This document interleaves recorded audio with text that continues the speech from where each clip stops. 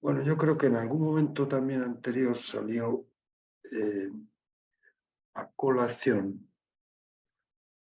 a propósito de una definición que da un filósofo romano que se llama Boecio de persona. La definición que da Boecio de persona es sustancia individual de naturaleza racional, que yo creo que estuvimos comentando en algún momento. Bueno, pues comentando precisamente esa definición de Boecio, Santo Tomás de Aquino dice que la persona es, de cierto modo, es como una interpretación, una versión que hace Tomás de Aquino de la definición que hace Boecio de persona. Él dice que la persona es, en latín dice, distinctum subsistens et respectivum, que significa algo que subsiste en su distinción de los demás. Esto también lo subrayaba Boecio con la idea de sustancia individual, pero que a su vez es respectivo o relativo a los demás. Y en cierto modo eso es un poco la interpretación que hace Tomás de Aquino de la naturaleza racional que aparece en la fórmula que emplea Boecio para definir la persona. De alguna manera es otra manera de decir lo mismo, esta de Santo Tomás. O sea, la persona, sin perder su individualidad, y justamente desde su individualidad, es un ser que está abierto, que es respectivo, dice Tomás de Aquino, en el sentido de que está referido a otros seres. La comunión, en cierto modo, o sea, la unión entre los seres humanos y el hecho de que los seres humanos no pueden vivir solos, o sea, tienen que vivir en comunidad. Esto es un poco la idea que recoge también Aristóteles con lo de que el hombre es animal político, ¿no? Pues eso está en la estructura misma de lo que significa la persona humana. Bueno, esto es un poco el punto de arranque de toda esta reflexión sobre la vocación humana a la comunión. O sea, el ser humano mantiene una relación muy intensa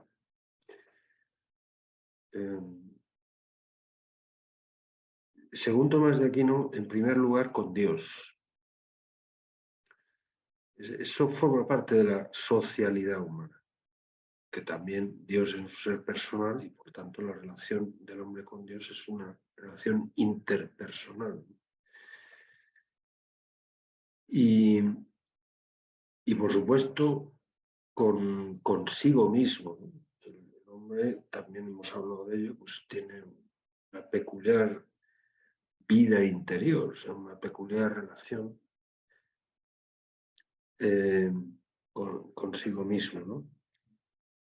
Y a su vez con los otros yoes que no son él, ¿no? Pero que a su vez son yoes, o sea, son seres personales. Y por supuesto se puede también hablar de una relación que el hombre mantiene, pues, bueno, también con la naturaleza física, o sea, con el cosmos en su totalidad. Bueno, Tomás de Aquino, claro, insiste mucho en que la relación del hombre con Dios, en cierto modo, condiciona también la relación del hombre consigo mismo y con los demás. O dicho a la inversa, ¿no? Pues quien está, digamos, peleado con Dios, pues muy probablemente también está peleado consigo mismo y con, bueno, no necesariamente, pero Pero una cosa ayuda a la otra. Y al mismo tiempo, la buena relación con Dios pues cataliza, ayuda, fomenta la buena relación de cada uno consigo mismo y con los demás y con el cosmos en su totalidad. Bueno, esto más o menos está evocado en esta idea de la comunión. La unión entre las personas.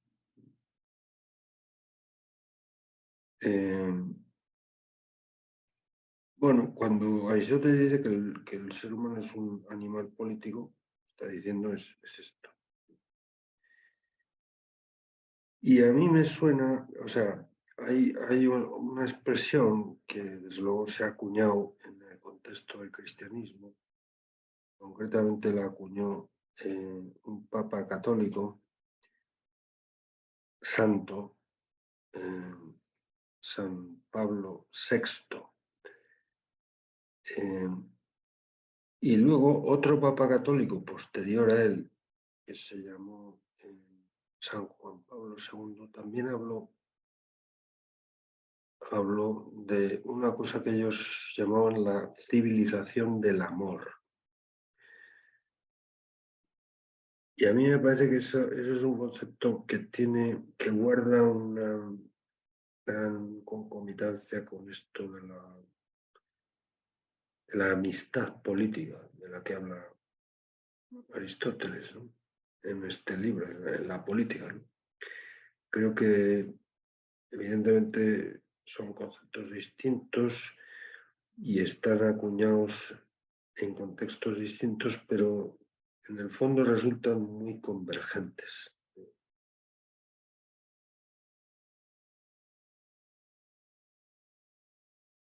Bueno, claro, desde el punto de vista cristiano, se entiende bastante bien que Dios es amor, que Dios es amor. Esto es una cosa que dicen muchos los cristianos. Pero un amor de tal categoría, o sea, de tal intensidad, que no es meramente una relación entre dos personas que se estiman, que se quieren, que se aman, sino que es el amor de Dios es tan intenso que el amor de Dios es Dios. O sea, Dios es amor. La enseñanza cristiana sobre la Trinidad de Dios, esto es uno de los, digamos, de los misterios centrales del cristianismo, ¿no? Los cristianos afirman que Dios es uno en cuanto a su sustancia, pero es triple en cuanto a su persona o su personalidad. Y por tanto hay en el mismo Dios, digamos, en la intimidad de Dios, pues hay relaciones interpersonales que son personas, son tan íntimas que ellas mismas son personas. Dios Padre, Dios Hijo y Dios Espíritu Santo. El conocimiento que Dios tiene de sí mismo es tan intenso que Él es una persona. Así lo creen los cristianos, concretamente la segunda persona, el Hijo. El Hijo es el conocimiento que Dios tiene de sí mismo en el Padre, que es la primera persona. Y bueno, y a partir de la encarnación de la segunda persona, o sea, de Jesucristo, pues efectivamente ese conocimiento que Dios tiene de sí mismo también se ha dado a conocer fuera de sí mismo, o sea, se ha revelado a los hombres. Ese es uno de los propósitos de la encarnación del Verbo de Dios, que es Dios. El darnos a conocer a Dios. Bueno, otra de las funciones, otra de las misiones, digamos, que justifican, desde el punto de vista cristiano, la encarnación de Dios es, claro, la redención.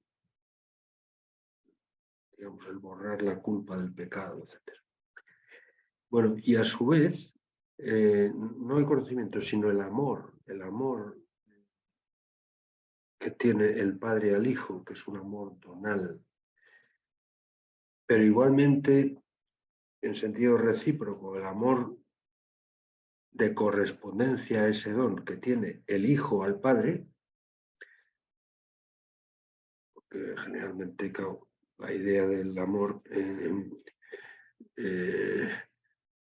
no necesariamente, pero en sí mismo incluye una cierta, no sé, una cierta tendencia, repito, que no necesaria, ser correspondido. O sea, difícilmente hablamos de dos personas que tienen una relación de amistad cuando esa relación es únicamente, digamos, o sea, cuando hay una de ellas que ama a la otra, pero la otra no corresponde a ese amor. Eso realmente no es imposible, repito. O sea, uno puede amar a alguien que a uno no le ama. Esto puede ocurrir. Pero todos encontramos que hay una, no sé, como una tendencia, una inclinación, ¿verdad? Pues a que el amor auténtico sea un amor correspondido y por tanto la relación sea biunívoca, digamos. Bueno, pues el amor que el padre tiene al hijo, perfectamente correspondido por el amor que el hijo tiene al padre, es tan intenso que ese mismo amor es Dios, es la tercera persona de Dios, es el Espíritu Santo. Esto es lo que creen los cristianos, que realmente es bastante retadora.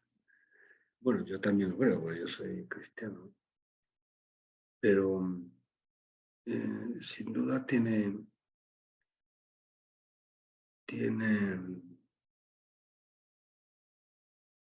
su, dentro del misterio tiene su lógica, digámoslo así, ¿no? No es una cosa absurda, aunque sea algo muy por encima de la capacidad de entender o de razonar, pero no es irracional, no es absurdo, entre otras cosas porque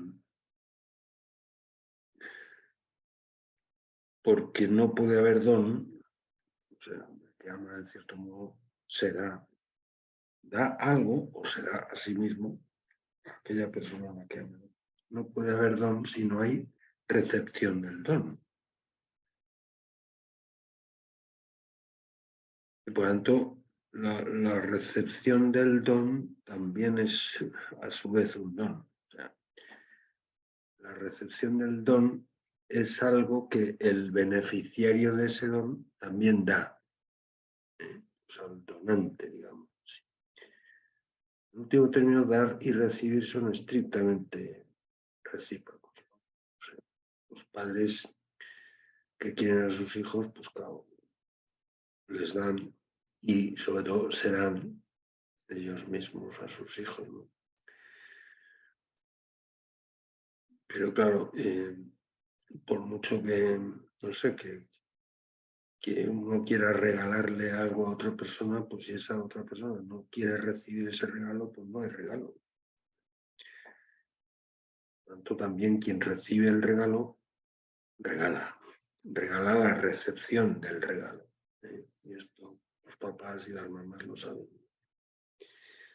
Lo que disfrutan sobre todo es, bueno, pues haciendo cosas buenas por sus hijos y viendo que sus hijos pues, se benefician de eso que ellos quieren darles, claro. Bueno, pues el cristianismo cree que esto que es tan natural en las relaciones humanas, sobre todo la relación familiar y sobre todo la relación paterno-filial, bueno, de otra manera también la relación conyugal, esto ocurre, claro. Pues de alguna forma es un reflejo de lo que pasa en Dios.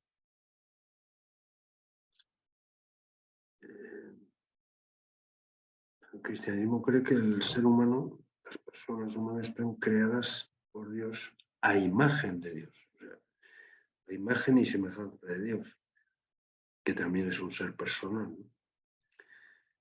Evidentemente hay una distancia infinita entre el modo de ser persona de Dios y el modo de ser mío. O sea, yo no soy el conocimiento que tengo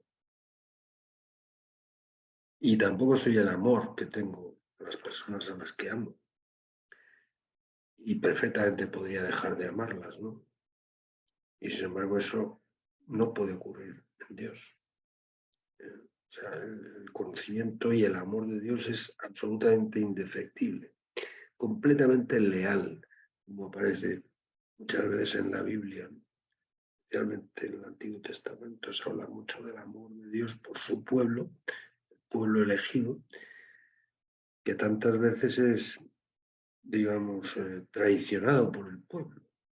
La traición del pueblo judío, pues a la alianza que había establecido Dios con los patriarcas del desierto, con Abraham, Isaac, una constante a lo largo de toda la historia de Israel. Y sin embargo, pues Dios no se cansa nunca. Algunas veces aparece a punto de cansarse y a punto de enfadarse mucho. Y algunas veces se enfada, en serio, pero bueno, igual que los papás, ¿no? A veces se enfadan con los hijos y les castigan y tal, pero sobre todo porque les quieren y porque a una persona a la que quieres, pues no le toleras todo. ¿Eh? Y esto pasa con Dios, ¿no? En fin, si Dios es amor y si el ser humano está creado a imagen y semejanza de Dios, pues algo del amor de Dios efectivamente también reverbera. Y esto es un poco lo que da razón de eso que decía antes, bueno, evocando una idea que yo he leído en Santo Tomás. O sea, que el amor de Dios en el fondo es el catalizador de la buena relación. En primer lugar, que cada uno tiene consigo mismo y también la que puede tener con los demás. Y si falla uno, pues lo normal es que también falle el otro. Bueno, pues esto es un poco lo que evoca toda esta idea de la comunión en el lenguaje cristiano. Por ejemplo, Agustín de Hipona, San Agustín, grandes santos cristianos, padre de la Iglesia del siglo IV, ¿no? Probablemente, bueno, es el último de los padres de la Iglesia. O sea,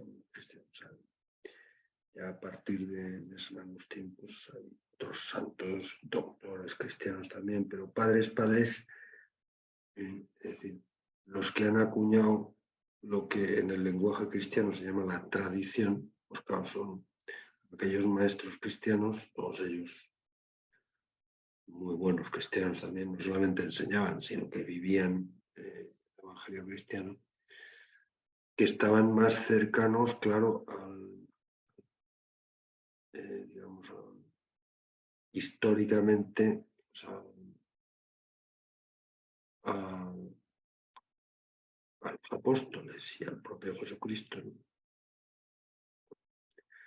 Pues estos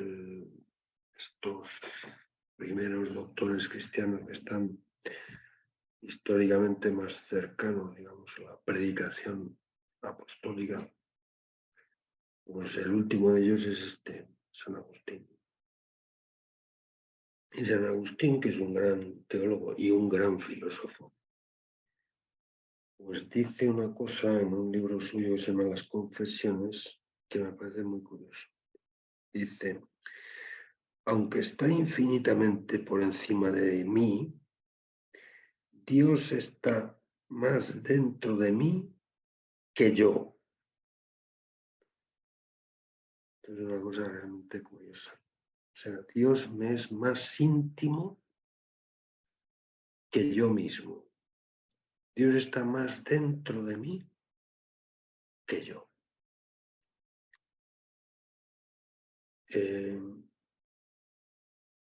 Aunque Dios es Dios y yo soy yo, o sea, Dios está infinitamente por encima de mí. Él lo dice en latín, además de una forma poética, muy literaria, es un gran escritor.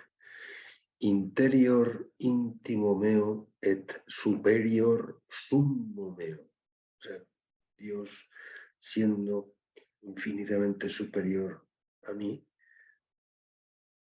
me es más íntimo que yo. Bueno, pues eso ya da una idea, digamos, de que en la misma estructura de la intimidad personal, pues ya está, según San Agustín, en el término de la relación con Dios, ¿no? Según Boecio y según Santo Tomás, con la relación con los demás. O sea, el mismo ser de la persona es referencia. De ninguna manera la persona se puede explicar de un modo puramente endógeno o endogámico, solo desde sí mismo.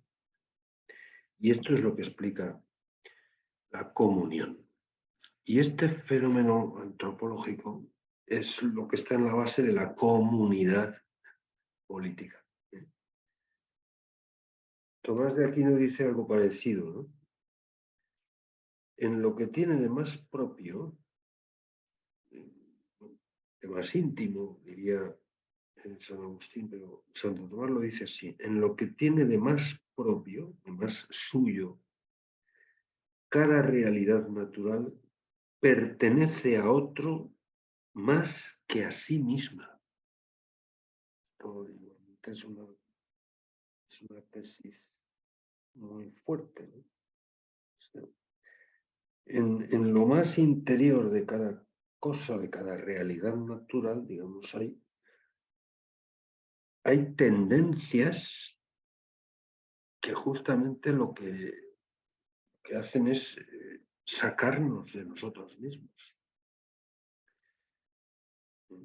orientarnos más allá de nosotros mismos. O sea,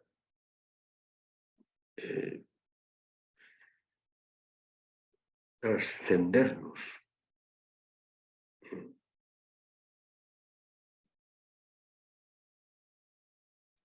De la misma manera también el cristianismo entiende, por ejemplo, que la virtud de la caridad, que bueno, dentro de la moral cristiana, como hemos sabido, pues esa es la principal virtud, la más importante. Pues la caridad para los cristianos tiene un objeto primario que es Dios. Por eso dicen que la caridad es una virtud teologal.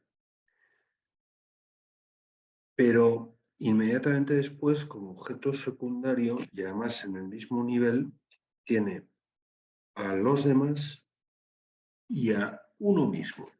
Esto es que aparece, por ejemplo, en la fórmula que se emplea en el Deuteronomio, uno de los libros del Pentateuco, o sea, de los 5 primeros libros de la revelación antigua, del Antiguo Testamento, uno de ellos el Pentateuco.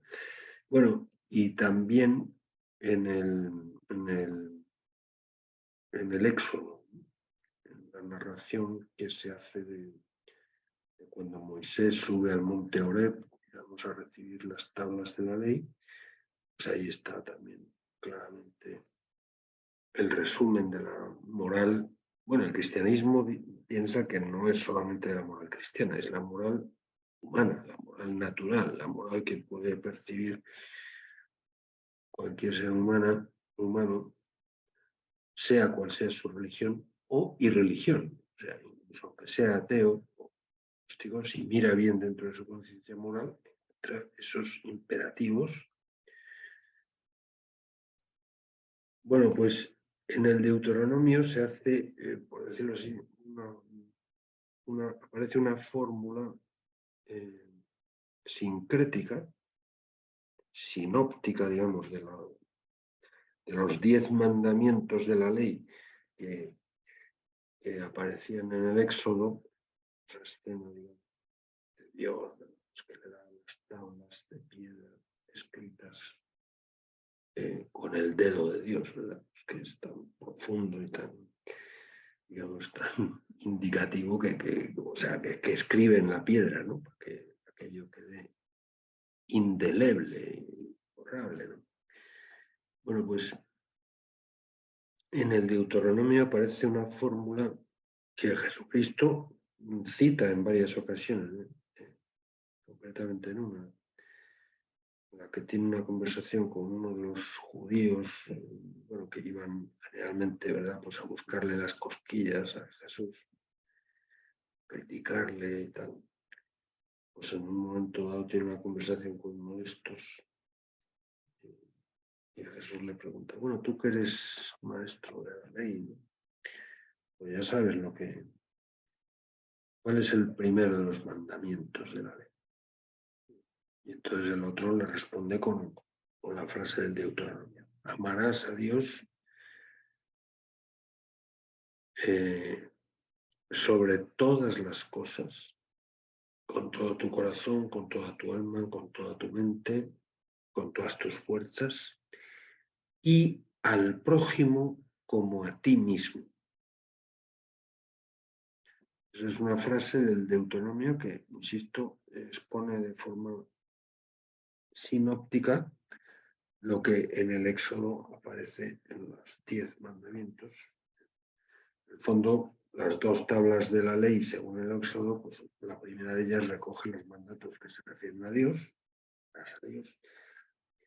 y la segunda tabla, los 7 mandamientos que se refieren al prójimo. Pero en la fórmula del Deuteronomio, insisto, y creo que esto no es una cuestión menor, aparece muy claramente en el mismo nivel el amor a los demás y el amor a uno mismo. Es más, la fórmula concreta lo que hace es poner el amor a uno mismo como referencia del amor de Dios. O sea, tienes que tratar a los demás como tú quisieras ser tratado por ellos. Esto es un poco como regula áurea, dicen, del Evangelio cristiano. La regla de oro. Bueno, pues ahí se ve muy bien esto, ¿no? Es decir, que de algún modo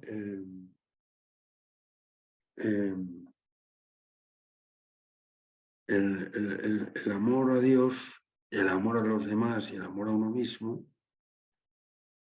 aunque evidentemente tiene objetos distintos, pero todos ellos están englobados dentro de la caridad. Y por supuesto, en el fondo esto, perdón.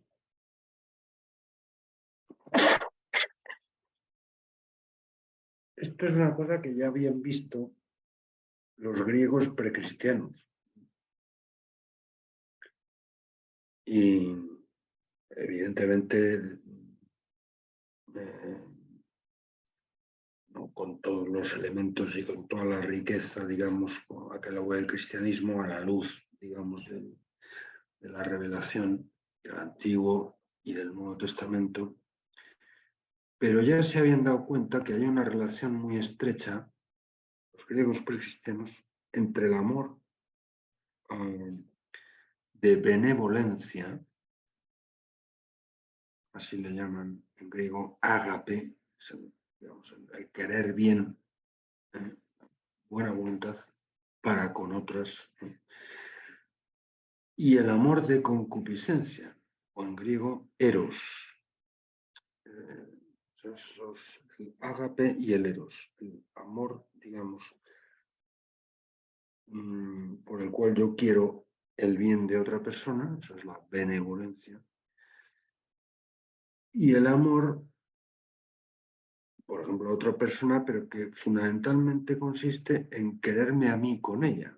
O sea, el amor que tiene la persona a quien otra persona le cae simpática, por ejemplo, y bueno, yo estoy a gusto con mis amigos. Eso también significa quererles. No solamente querer el bien para ellos, sino, de cierto modo, disfrutar yo cuando estoy con ellos. Bueno, pues, ay.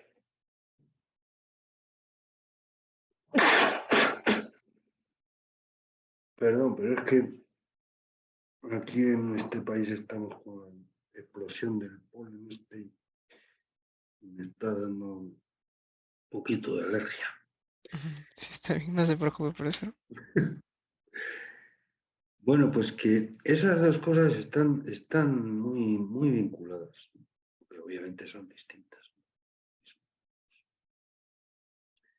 Y algunos autores griegos pues ya habían prevenido contra una forma de entender el amor en la que se desligara, digamos, un aspecto del otro. O sea, por mucho que, bueno, que evidentemente la benevolencia, el ágape, ¿no? Sea un elemento fundamental en el amor, o sea, el querer bien a otra persona y el querer el bien para ella, pues evidentemente es una forma de amor superior al amor, digamos, erótico o egoísta, ¿no? Que es quererme a mí con ella, ¿no? Pero ambas formas de querer están siempre unidas de alguna manera. Y sería realmente muy raro y probablemente inexistente, o meramente teórico, algunos dirían sería un amor platónico, pues un querer de benevolencia en el cual, digamos, el propio sujeto que quiere estuviera tan desprendido de sí mismo que le diera igual, digamos, el estar con la persona a la que quieren. Te quiero tanto, tanto, y además mi amor por ti es tan benevolente y tan altruista, ¿verdad? Pues que no me importa nada estar contigo o estar sin ti. Pues no, esto es poco serio, poco humano y poco realista. Evidentemente también, si yo quiero una persona, disfruto. Es verdad que donde más se demuestra que tú quieres a una persona no es en el que estás a gusto con ella y que lo pasas bien con ella, sino precisamente en que estás dispuesto a pasarlo mal por ella.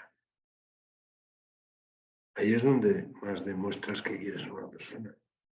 La benevolencia, claro que sí. Pero esas dos cosas, esos dos aspectos del amor, pues siempre van de una manera o de otra. Y esto lo ve el cristianismo y lo habían visto también los griegos, ¿no? O sea, el amor, que es la forma prototípica de la libertad, no aliena, o sea, no supone la negación, digamos, o la abnegación de quien ama. Bueno, sí, puede suponer abnegación en el sentido de que, claro, efectivamente, yo tengo que sacrificar el amor. Si no está dispuesto al autosacrificio, entonces no es amor auténtico. Si es solamente pasarlo bien con una persona, entonces eso no, tampoco es amor. A veces, pues tienes que esto. Pero en general, desde luego, el amor no es algo que te obligue, digamos, a negarte a ti mismo, o a salirte de ti mismo, o a olvidarte de ti mismo, sino todo lo contrario. amor realiza la propia mismidad de quien ama.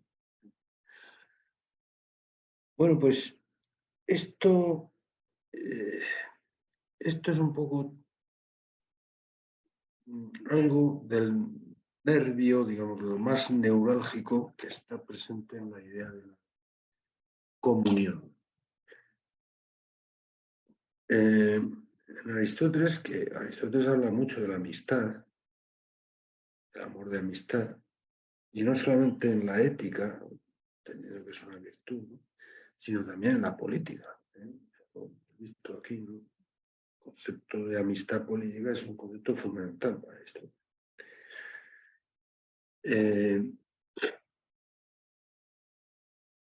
Pues también, digamos, en este concepto cristiano,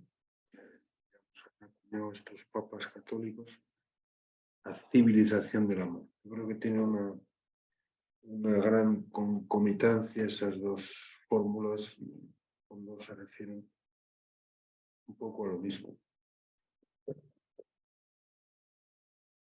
Puede estar equivocado, pero es la impresión que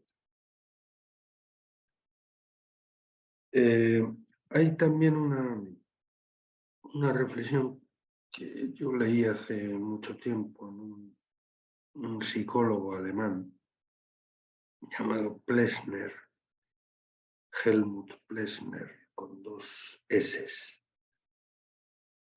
Bueno, lo cito en el texto mío, ¿no?, que me parece muy, muy curiosa y que yo creo que también converge, o sea, sería más o menos una versión psicológica un poco moderna de esta misma idea.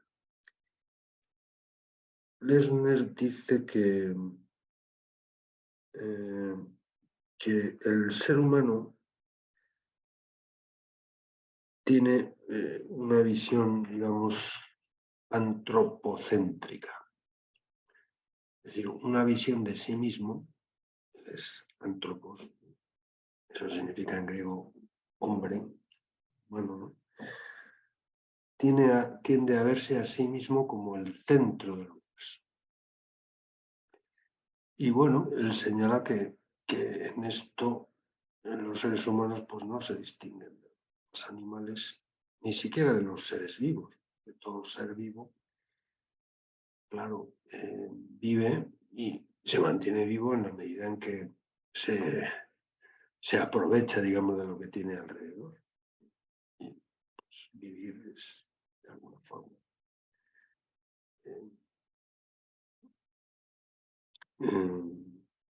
pues rapiñar el medio ambiente, ¿no?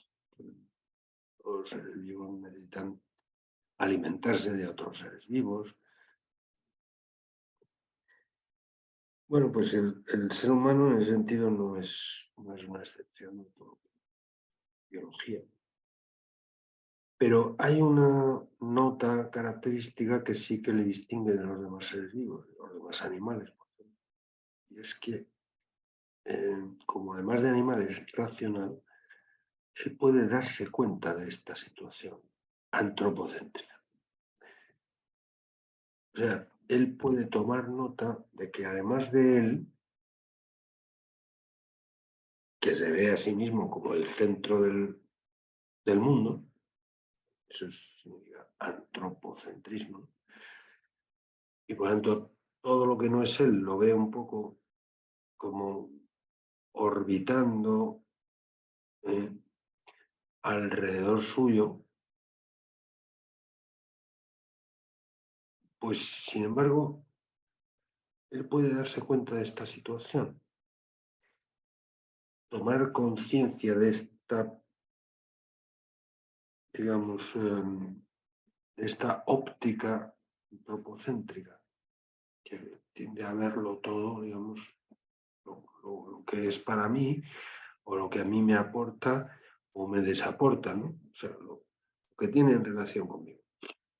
Y justamente al tomar conciencia de su situación, de alguna forma ya él sale de su antropocentrismo y adopta una posición, dice Plessner, excéntrica, o sea, de salida de su propio centro.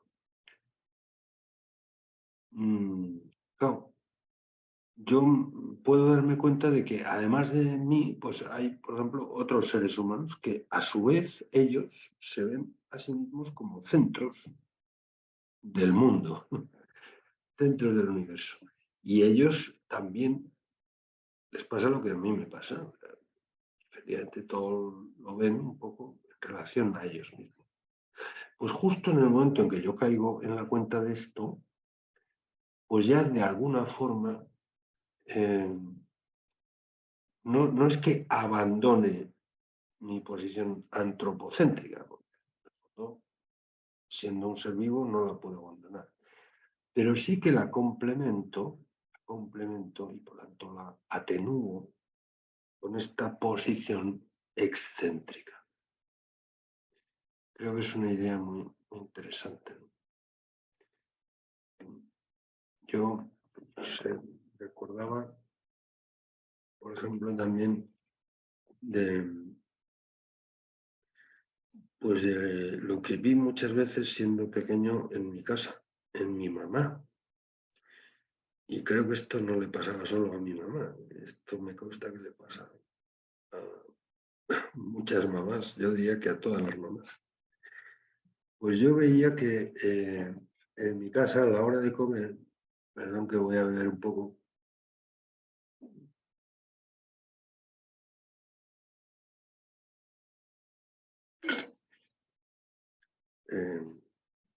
pues siempre mi mamá repartía la comida a todos, a ella, a mis hermanos y a mí.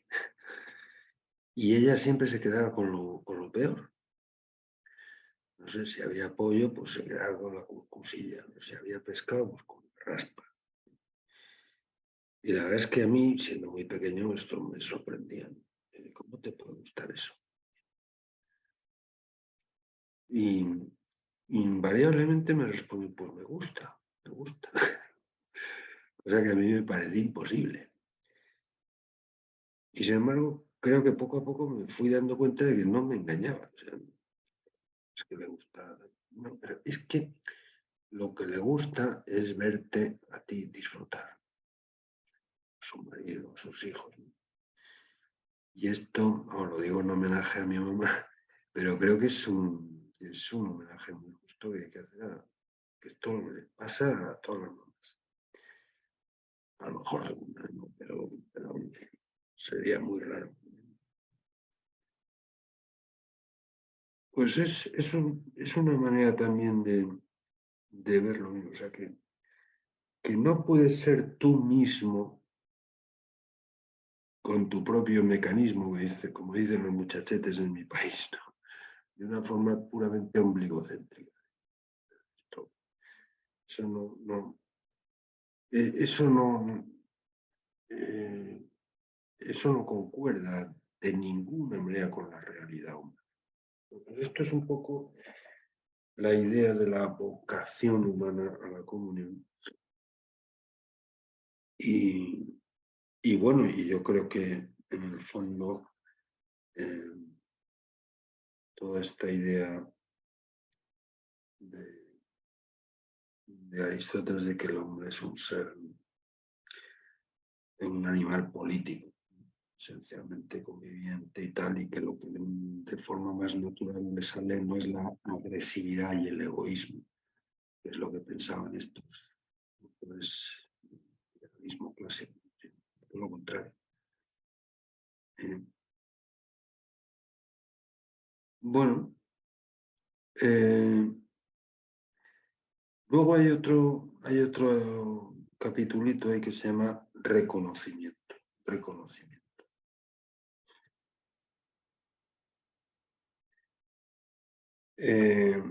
Que bueno, también está un poco en esta misma línea, ¿no? O sea, creo que todas estas ideas que han ido saliendo sobre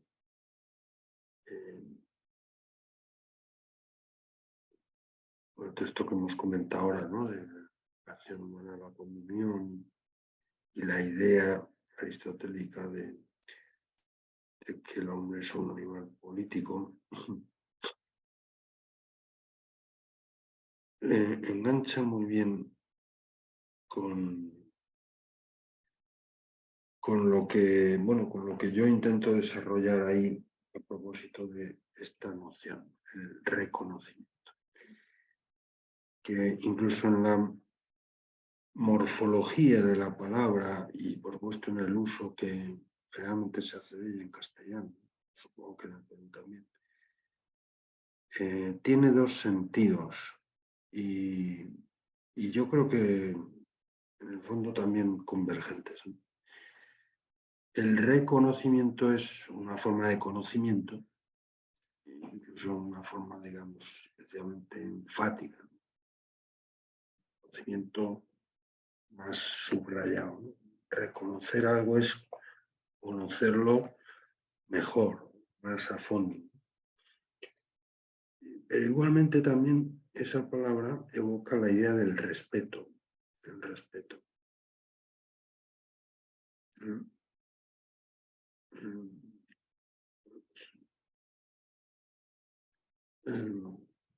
Conocer y respetar. Esto es algo que está, no sé,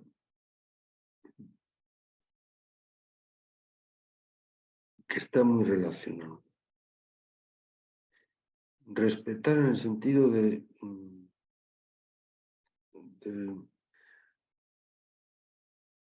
digamos, de convalidar la alteridad de otro. O sea, respetar es dejar ser a lo otro lo que es. O dicho la inversa, creo que es una falta de respeto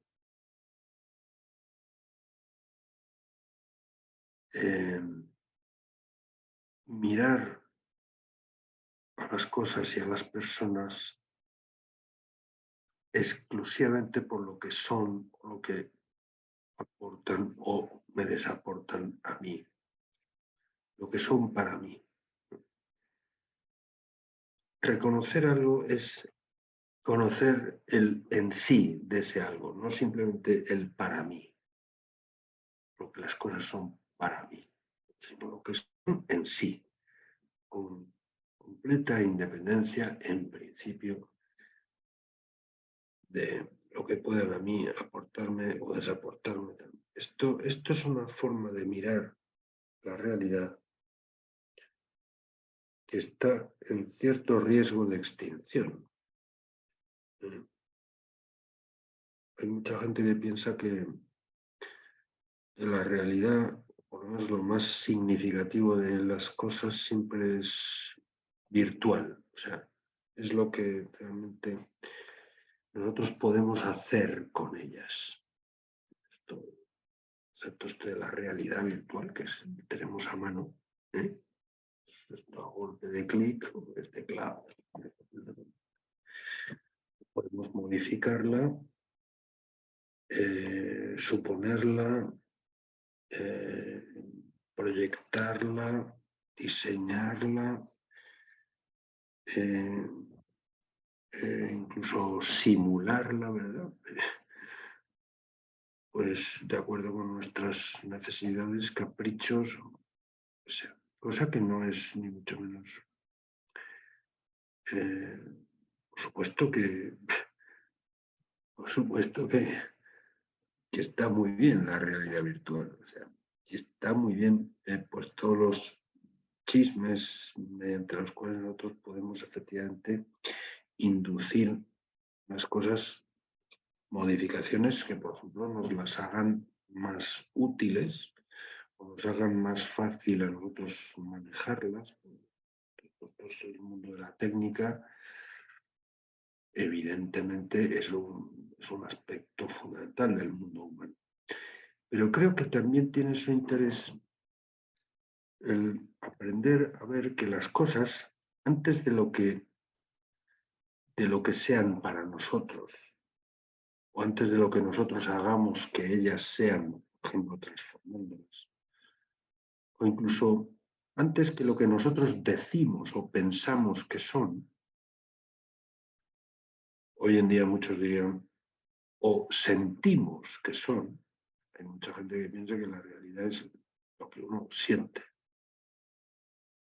Casi toda la ideología del género, todo este enfoque verdaderamente curioso, ¿no? Según el cual hay gente que piensa que, pues eso, que uno, o sea, que con independencia de lo que diga la biología, ¿verdad? Pues el género es una pura opción personal.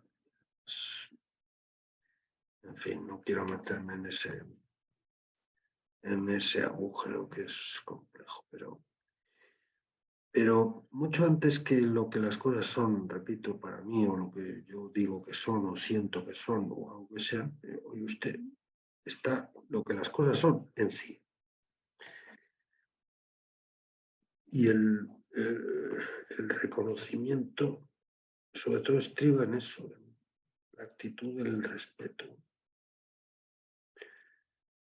que es una actitud éticamente muy interesante, como ha señalado Kant, ya lo vimos en su momento para Kant. Toda la ética se puede resumir en el imperativo de respetar a las personas como fines en sí mismos. Bueno, pues eso es una actitud muy interesante desde el punto de vista ético, claro, y desde el punto de vista político.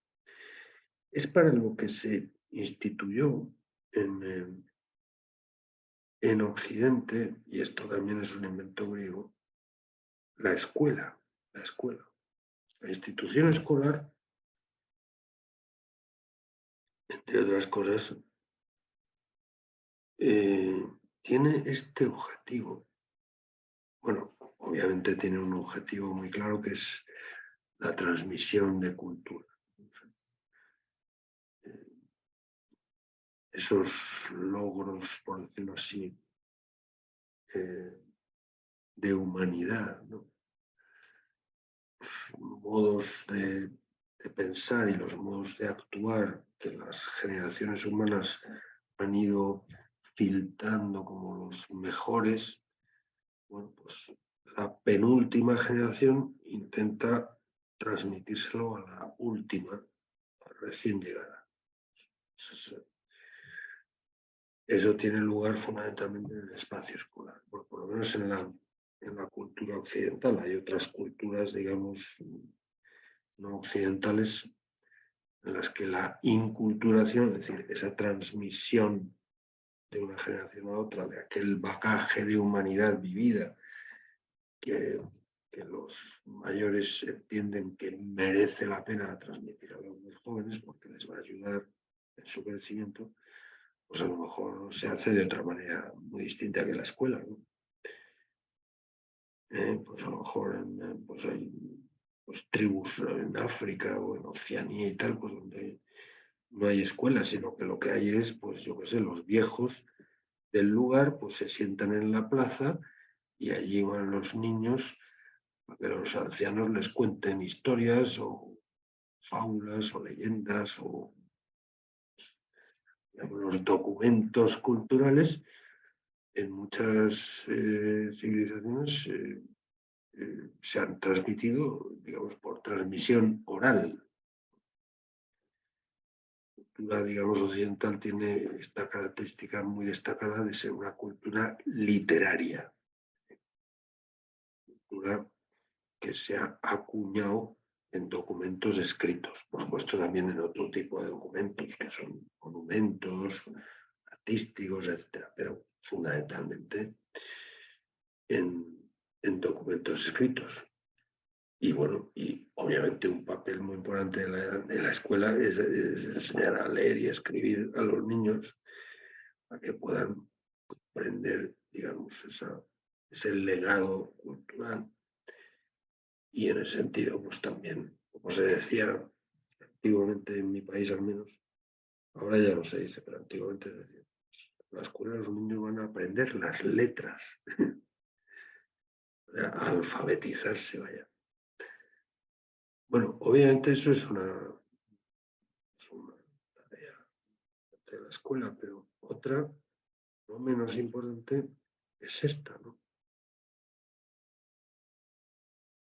Aprender a mirar con atención la realidad. Eso es lo que tenemos por estudiar. Estudiar. Estudiar es concentrar la atención. Prestarle atención a algo es una manera muy interesante de respetar, de reconocer. O sea, y generalmente los profesores lo que intentan es eso, o sea, es enseñar. Y enseñar en el sentido más, no sé, más explícito. O sea, enseñar es indicar, o sea, usar el dedo índice para señalar algo. No se trata de que ustedes me escuchen a mí. Bueno, no sé. Si lo hacen yo no lo agradezco mucho, porque hoy en día que alguien te escuche hay que ponerle un monolito, ¿no? Pero no se trata de que me escuchen a mí o que me miren a mí. Bueno, se trata y es lo que intenta el profesor, vamos, si es consciente de su tarea y de su responsabilidad. Redirigir esa mirada. Joder, efectivamente, claro, no tienen que escuchar a mí o mirar a mí. Pero sobre todo lo que yo hago es señalar, o sea, es indicar, es intentar redirigir la mirada de la gente pues a la realidad, con la esperanza de que escuchen a la realidad misma, el oído atento al ser de las cosas. Es una sintagma, digamos, que emplea el viejo Heráclito para referirse y explicar muy bien lo que Aristóteles llama teoría. Es una cosa muy interesante. Bueno, pues mirar la realidad con respeto, sin prisas, digamos, adelantando el oído a la boca, reteniendo a veces una verborrea demasiado prematura, ¿no? que nos puede, no sé, empujar a tratar la realidad un poquito de prisa y a empujones, ¿no? Manejarla. Hoy dirían a interactuar con ella, virtualizarla, todos estos chinos. Mire usted, mírela atentamente y escúchela. Porque la realidad es de tal riqueza que es capaz de enriquecer mucho también a quien puede retenerle atención despaciosa, amorosa, estudiosa, cuidadosa.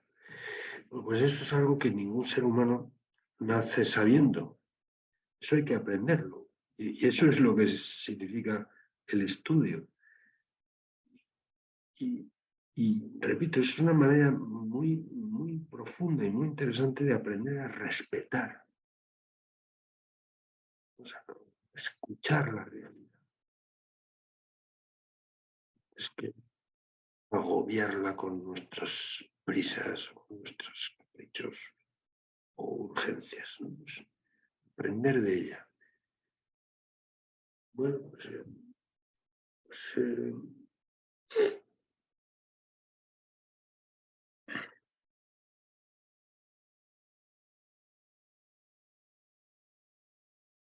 creo que esto es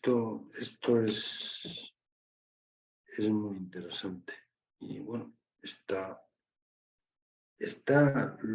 por supuesto, también muy implicado dentro del concepto de amistad política.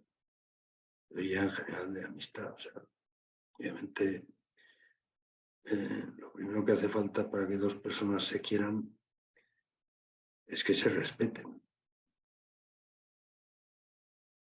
Por supuesto que no es lo mismo el amor que el respeto, va más allá que el respeto. Por ejemplo, eso no lo vio Kant. Kant dice cosas muy interesantes, pero que creo que ahí se queda corto. Platón sí que vio con mucha agudeza, él lo dice así en un diálogo que se llama El banquete, dice, solo el amor conoce. Una frase de Sócrates que aparece en ese diálogo de Platón. Solo el amor conoce. O sea, solamente quien realmente ama, quien tiene interés, pues es el que se fija bien. Esto también es lo que significa estudiar. Estudiar no es atropellar una materia por la urgencia de un examen. Estudiar es poner atención, poner interés, poner cariño, hacerlo, meter los 5 sentidos en eso que tienes entre manos y hacerlo bien hecho.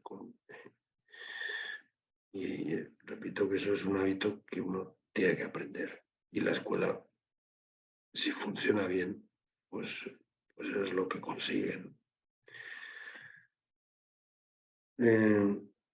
Pero realmente tú conoces aquello por lo que te interesas.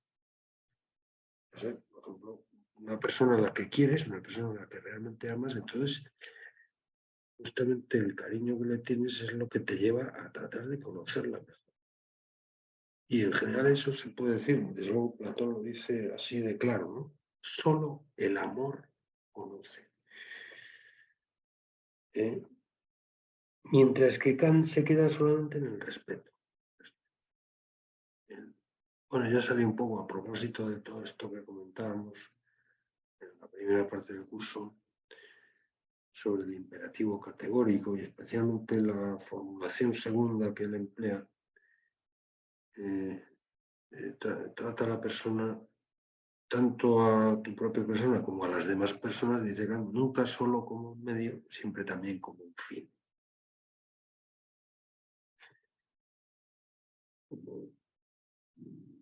Como de formular el imperativo del respeto incondicional personal. Pero una cosa es respetar, ¿no? Otra es querer. Yo creo que evidentemente no puede haber amor si no hay respeto. Pero no basta que haya respeto para que haya amor. Y de hecho el propio Kant distingue, incluso contrapone lo que él llama el respeto a lo que él llama la inclinación. Respect, Neigung. Neigung es la inclinación y esa es la actitud, dice Kant, razonable y lógica con las realidades no personales. Mientras que con las personas, lo razonable y la ética para Kant es una cosa sobre todo de la razón práctica, dice. Lo razonable es mantener distancia, respetar el sentido de todo. Bueno, yo creo que es una idea muy interesante, pero a mí me parece que es incompleta. Creo que le falta algo fundamental, que me parece que el cristianismo, y antes que el cristianismo, Platón y Aristóteles han visto con mucha más claridad.